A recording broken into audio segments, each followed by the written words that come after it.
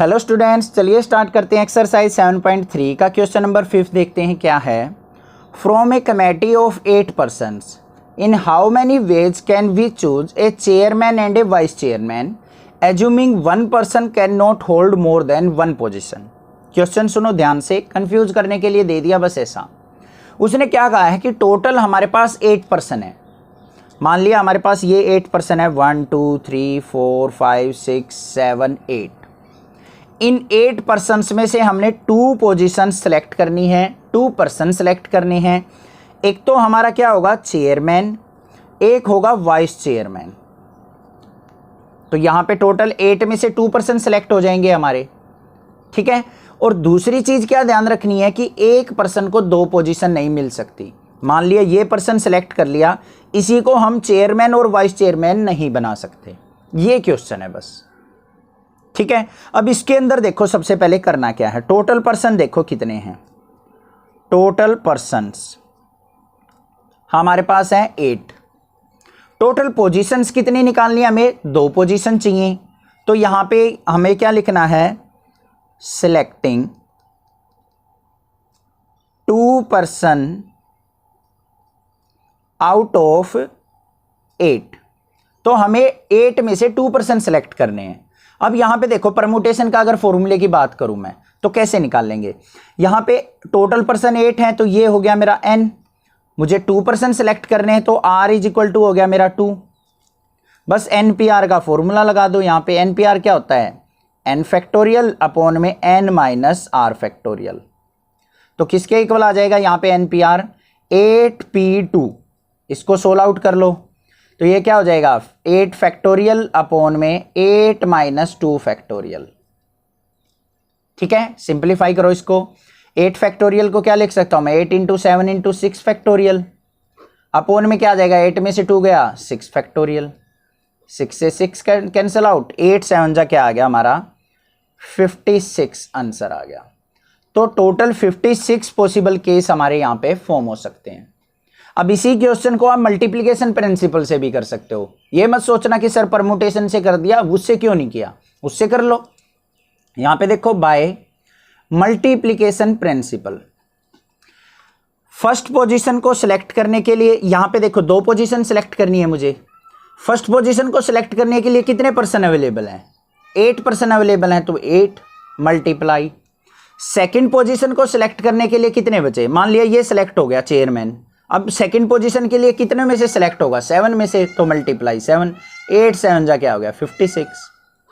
This is the answer. ये बिल्कुल छोटा सा क्वेश्चन है, हो गया, ठीक है।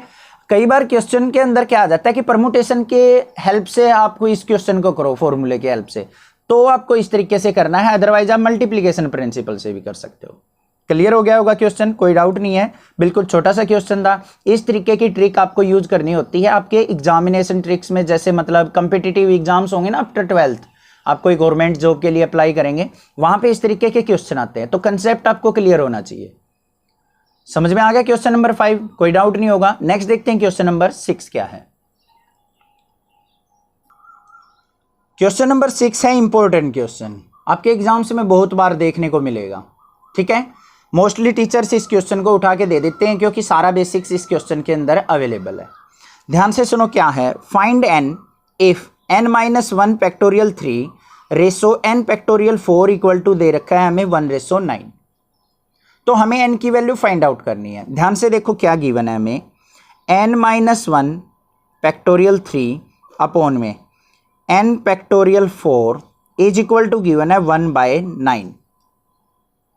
अब ध्यान से देखो NPR का फॉर्मूला क्या होता है हमारा, n फैक्टोरियल अपॉन में n माइनस r फैक्टोरियल। ये भी फैक्टोरियल का सिंबल होता है, ये फॉर्मूला होता है। इस फॉर्मूले को हम यहाँ पे यूज कर लेंगे। फर्स्ट के अंदर देखो यहाँ पे n की जगह हमें n माइनस 1 दे रखा है, तो इसको कैसे लिख देंगे हम, n माइनस 1 का फैक्टोरियल अपॉन में फिर क्या होता है n माइनस r होता है, मतलब n माइनस 1 इसमें से r क्या है -3 फैक्टोरियल। ऊपर वाला सिंप्लीफाई हो गया। अब आ जाओ डिनोमिनेटर पे, NPR है, इसको क्या करेंगे n फैक्टोरियल अपॉन में इसको नीचे क्या आ जाएगा n minus 4 factorial is equal to 1/9। Clear, कोई दिक्कत नहीं है। अब इसको सिंप्लीफाई करते हैं थोड़ा सा। ऊपर वाले को क्या लिख सकते हैं हम, एज इट इज़ लिखेंगे n-1 फैक्टोरियल अपॉन में, ये क्या हो जाएगा -1 और -3 है, -4 हो गया, तो n-4 फैक्टोरियल अपॉन में n फैक्टोरियल अपॉन में n-4 फैक्टोरियल।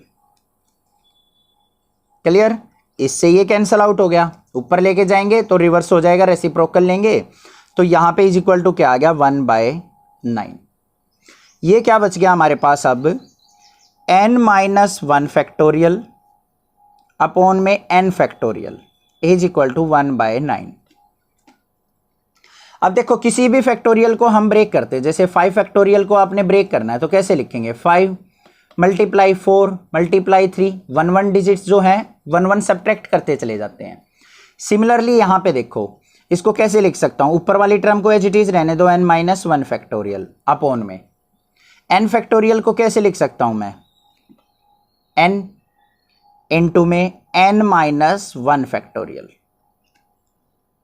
ध्यान से सुनो, 5 फैक्टोरियल को मैं कैसे लिख सकता था 5 एज इट इज, फिर इससे एक कम टर्म, फिर एक और कम टर्म, पहले लिख दिया मैंने n से एक कम क्या होगा n-1, उससे अगली क्या होगी n-2, फिर n-3, ऊपर मुझे n-1 दिख गया तो नीचे भी मैंने n-1 तक ही छोड़ लिया, इज इक्वल टू क्या आ गया 1/9। n-1 फैक्टोरियल से n-1 फैक्टोरियल कैंसिल आउट हो गया तो क्या आ गया 1/n इक्वल टू 1/9। अब n की वैल्यू देखो यहाँ पे कंपैरिजन करके 1 से 1 कंपेयर हो गया, n इज इक्वल टू क्या आ गया 9, या फिर क्या कर लो क्रॉस मल्टीप्लाई, n की 1 से मल्टीप्लाई की n, 9 की 1 से की तो 9, तो n इज इक्वल टू 9 आ गया मेरा आंसर। क्लियर हो गया होगा क्वेश्चन। कोई भी डाउट किसी प्रकार का लगे तो आप मुझे कमेंट करके पूछ सकते हैं, अदरवाइज चैनल को सब्सक्राइब कीजिए, लाइक कीजिए और शेयर कीजिए।